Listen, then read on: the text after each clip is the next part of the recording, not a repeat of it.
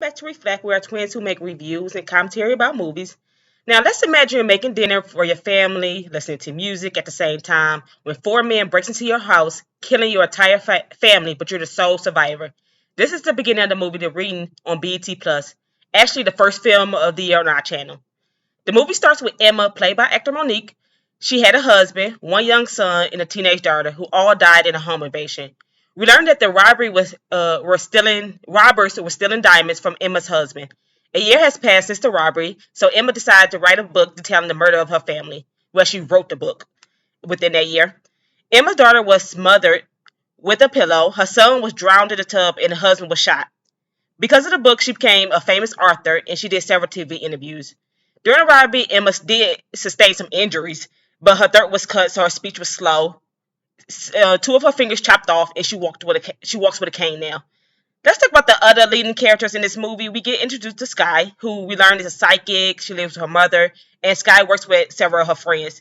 There's Jessie, who's the nurse that helps regulate Skye's vitals during the readings because she has side effects when connected to the other side sometimes. She also works with Gregory, who seems to be her boyfriend, and he brings her customers.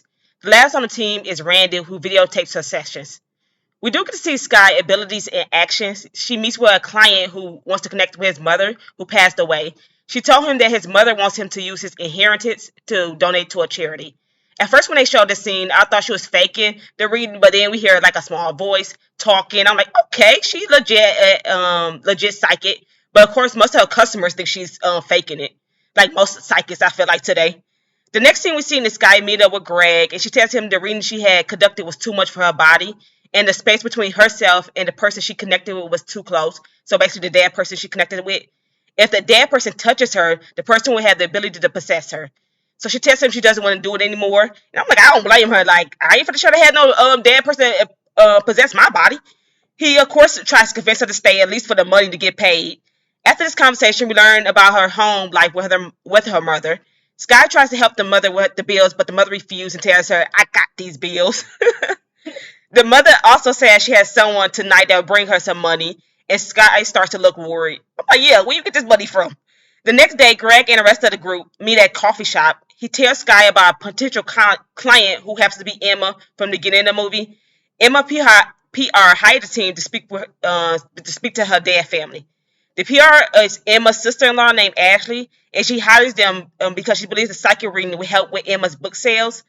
Now back to Greg. He tells the group Emma will be paying $20K, so each of them get like $5K each. And I was thinking that if she offered $20K, then I need to downsize the team because I'm trying to get all the money. Anyway, Greg tells the group the story of what happened. Everyone thinks it would happen to like Emma family. Everyone thinks it would be a good idea for the group to get exposure. However, Skye gets upset about this and pulls Greg to the side because she told him the day before how fearful the readings has become, and he still decided to get another customer, so she storms off. When Skye goes home, she's in her bedroom. She basically listens to music, and then that's when we hear like a moaning sound coming from her mother's room next door, which we could assume. And we kind of could guess what her mom was getting, the way she was getting some money, basically from the moaning sounds, if you could read between the lines. As a result of this, Skye goes back to the group the next day, and she tells them that this is the last reading she will be doing, and she needs the money. I highly suggest people go watch this movie because Monique character embodied this role. She was just so good. When Skye and the team meets at Emma house, we learn that there's no cell phone reception. So only if you really go close to the door, you get service to Emma's door.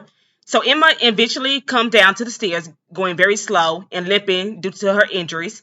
She gives them a tour of the house, which is big, like it's a big, beautiful house, while telling them she has cameras all around, and she also have like different locks on all the doors because throughout the house because she's scared if somebody come in, which is understandably.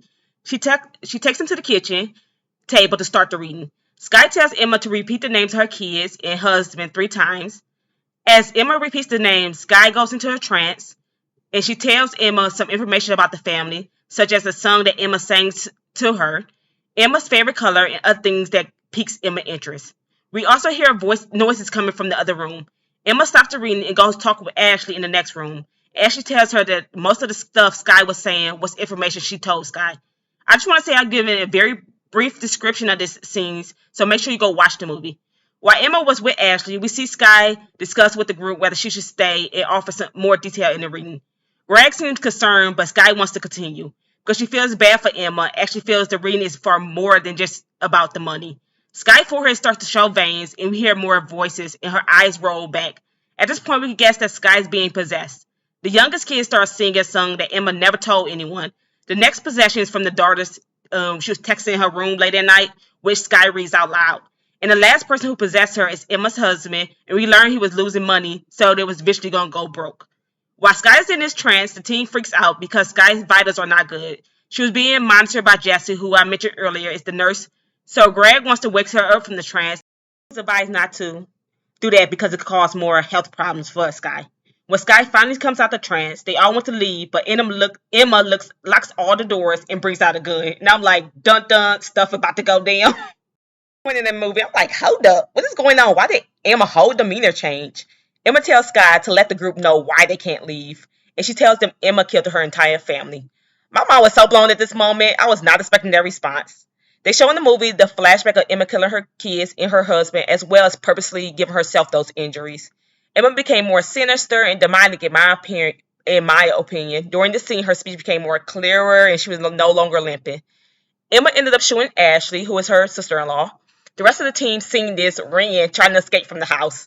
But she got locks on the door, so the next person she managed to shoot is Greg, but he survives and runs up the stairs with Skye. Jessie and Randy made their way to another part of the kitchen. Jessie hid in the bottom cabinets, and Randy ran to try to grab a hammer, but Emma, she comes up behind him and shoots him. So he did end up grabbing the hammer. He didn't die, but Randy, she said she didn't want to waste any more bullets on Randy, so she decided to beat him with the hammer that he got. Jessie witnessed all this because she is hiding in the cabinet next to Randy's body. Throughout these whole scenes, we see Emma running through the hall. She dancing and singing the sinister nursery rhymes and talking in an evil way while she got blood all over her chest. Emma tells them if they have any questions, say them as she is holding a knife and gun while walking through the house. This scene was just so funny, so you gotta watch it. Skye tries to appeal to Emma's emotion by saying how scared the kids were. The daughter was confused, and the son, he just accepted his death because he thought he was being punished by something he did that day. This did not work. Emma said during her rant that she never wanted kids, and she pussied. Fuck them kids. This was wrong, but I thought they were just so funny in the movie. Anyway, also she said that her husband promised her a dream, and she wasn't going back to being poor. So she basically killed her own family for money. So, because the husband, I guess he was losing his job, so she didn't want to be no poor and single mom. Now, during the rant, we see outside a mailman going by, and Greg, while in the room with Skye, tells her he could distract Emma, and she could run downstairs to get the mailman's attention. So Greg, he starts yelling for Emma, and Skye managed to go downstairs where she ran into Jessie. They both bang on the window to get the mailman's attention. However, he had earbuds in and didn't hear them. So at this time, upstairs we see that Greg is hiding in the pantry. And Emma, just as she passes the door, she's like, wait, I don't usually keep this door open. And she ends up shooting Greg in that pantry. And he did end up dying.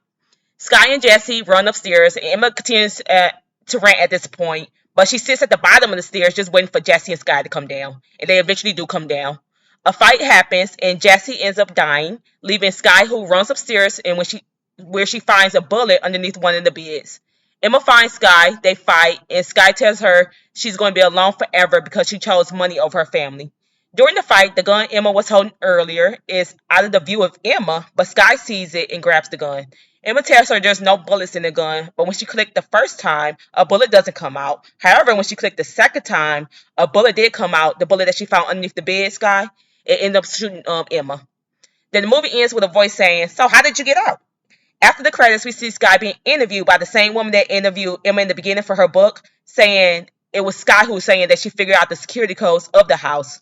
But when she looks at the camera, Skye, she said she looked at the camera in this sinister way, making the audience think maybe it was Emma and she possessed Skye. So I would give this movie a 10 out of 10. The acting was great, especially Monique, who played Emma. We are big fans of thriller movies, and this definitely was more suspenseful and sinister. It was funny at the same time. The ending left you guessing, and the action scenes, mainly at the end, were shot very well. The movie wasn't too slow at the beginning, so it kind of got into the story right away, which I enjoyed. I would highly recommend people watch this movie because we didn't give a full detail or picture of the movie. So thank you so much for listening. Subscribe and like the video. Bye.